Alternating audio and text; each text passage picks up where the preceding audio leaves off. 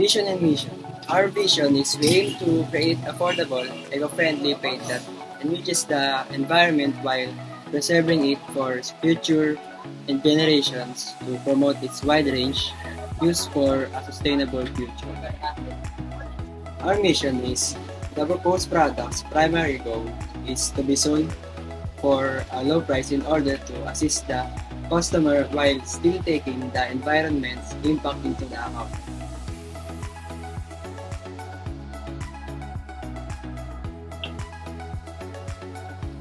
Paint is one of the essentials we need nowadays in our school, houses, etc. But paints are bad on our environment and on our health. Few companies are now producing paints made from organic, like the Eco Paints Philippines. The Eco Paint Philippines produce a natural material such as seed oil, beeswax, lemon peels, and so on. And these paints do not have any dangerous emission when being manufactured and used on properties or other structure that are similar to our product. The idea that we have for our product is an eco-friendly. So, nagsimula yung idea ng paint namin sa isang tanong. How can we achieve to become eco-friendly if the paints that we use in decorating recycled materials or projects are also made of toxic chemicals? So, sa tanong na to, dito nag-usbong yung idea namin na gumawa ng isang alternative na paint na eco-friendly at hindi siya nakakasama sa nature natin. Na sa pamamagitan nito, ma-achieve natin na maging tunay na eco-friendly sa product. Ngayon naman, lumako naman tayo sa kung saan gawa ang product na ito. Itong product natin ay gawa sa mga natural ingredients o mga ingredients na nagagamit lamang sa paligid natin. Gumamit tayo ng butterfly pea flower na nag-act as our ingredients para makagawa ng kulay na blue, pineapple para sa kulay yellow. Gumamit din tayo ng bougainvillea flower na nakikita din natin sa paligid para sa kulay red. At gumamit naman tayo ng mga leaf para sa kulay green. So, this is the benefits of our product. This product can be beneficiary to the environment and the people. With its help, we can achieve to become truly eco-friendly as one of the materials used for painting is also made with renewable and biodegradable materials found. Since the paint is naturally made, there are no toxic chemicals added compared to usual paint, whereas it causes harm to the environment and the people.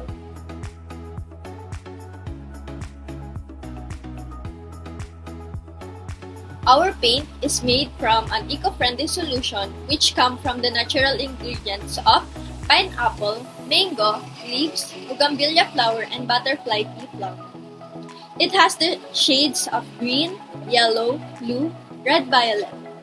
Our paint not only brings color but also contributes to a healthier planet.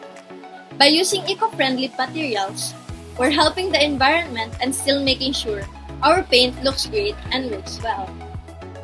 Promotion, placement, and price in the market. So, in this part, gagawa kami ng advertisement for our product, kung gaano siya kaganda at kung gaano siya ka-affordable. Mabibili siya sa mga hardware at pwede rin siyang mabili online. Pwede siyang pang-paint at pwede rin siya sa bahay.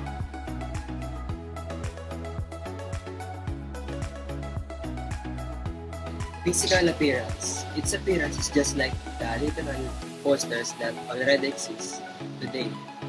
It has a vicious texture and is placed in a plastic container. Our product can become beneficial to the environment and also to the people. Bakit? So, first, nakatulong yung product namin na matulungan yung environment natin. Pahalagahan siya dahil sa pamagitan ng product namin, gumagamit kami ng organic materials. Hindi kami gumagamit ng chemicals o kung ano man dahil yung mga materials or pinagmulan ng paints namin or pigments ay nagmula sa local environment din namin. Halimbawa, ng dahon, bulaklak, tapos yung fruits na nakita mo din namin sa paligid. Then, matutulungan nito yung mga tao na maging eco-friendly. Matututunan natin na mahalin yung kalikasan din natin. Hindi lang sa pamamagitan ng pag-recycle, sa paggamit din ng ating kalikasan na hindi ito pinakama.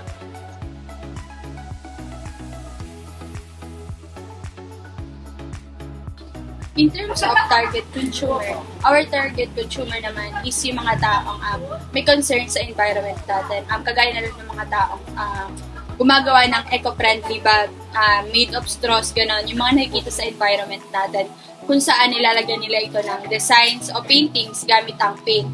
Itong product na to ay recommended sa kanila dahil yung ginagawa nilang product is eco-friendly na.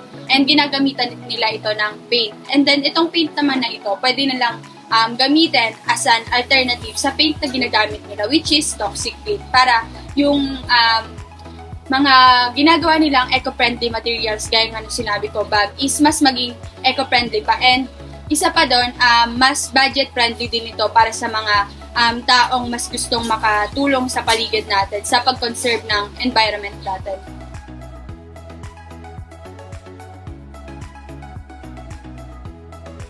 Let's move on to the analysis of our strengths, weaknesses, opportunities, and threats of our product. Our strengths are it has affordable price, it is organic, and it is also non-toxic.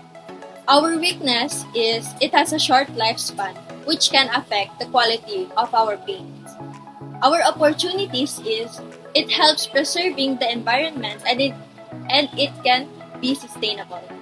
The threats of our product is some people will still prefer the chemical paints because of its popularity.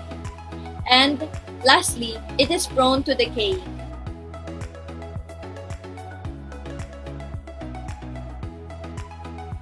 At ito naman yung mga ginamit namin materials para sa paggawa ng aming product. Una is yung container ng 27 pesos, 4 na peraso. Sa paggawa naman ng aming colors ay gumamit kami ng pineapple peels, bougainvillea, mango leaf, at butterfly pea flower. Gumamit din kami ng water. Lahat ng yun ay libre lang. In terms of financial and budget, we did not spend that much because we did our best for it to be affordable and eco-friendly. Our product is made of natural ingredients. Our product contains pineapple, bougainvillea, butter pea flower, and mango leaf. And all of these products can be found in our community.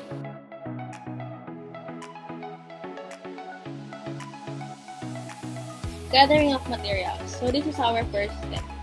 We will gather the materials stated before na leaves, flowers, fruits, tapos dadagdagan natin siya ng mortar and pestle and water.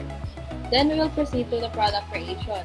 We will crush the materials such as the leaves, flowers, and fruits that will be used to make that will be used as pigments to our paints with the use of the mortar and pestle. After that, we will add water to the mixture. And once the mixture is mixed, we will now extract the materials and set it aside, ready for packaging. And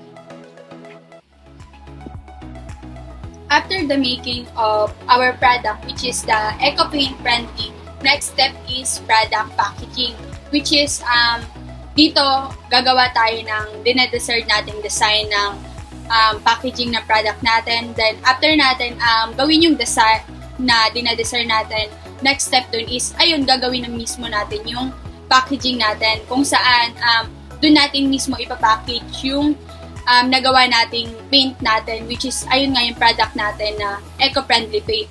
After nun, pwede na tayo mag-proceed sa product presentation and product selling, kung saan yung product na ginawa natin ng design, ginawa natin ng packaging, pwede na natin siyang i-present sa mga tao, pwede na natin siyang ibenta sa desired presyo natin, kung saan makikilala na siya ng mga tao since ayun nga, nagawa na natin siya ng packaging, edi pwede na natin siyang ibenta, lalong-lalo na dun sa mga tao na ayun nga may concern sa paligid and gustong makahanap ng mas murang paint, alternative, affordable paint, kumpara dun sa usual paint na ginagamit natin na mas mahal kung ikumpara mo sa paint na ginawa natin, since most of the ingredients nga is free and nahahanap lang natin sa environment. Kaya, yun, pwede na natin siyang ibenta.